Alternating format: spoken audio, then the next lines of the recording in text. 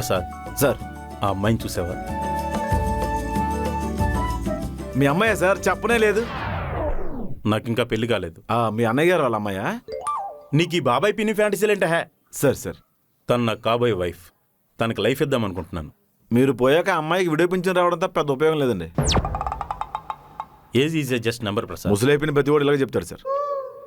నీ ఆధార్ కార్డు తీరా. సార్ నాకు ఏ ఆధారం లేదు సార్. అలాంటప్పుడు నోరు మూసుకుని నన్ను ఫాలో అవ్వు. Done sir. మరీ పసిగొడ్డు సార్. గొడ్డేంటి గొడ్డు అంటే నేను పశువునా?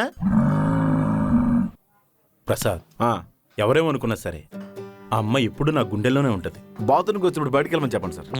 దొలగాడివే సార్. నేను మొహం మీద మాట్లాడతాను, అవతల డైజెస్ట్ అవుతుంది అంతే. సరే పదా.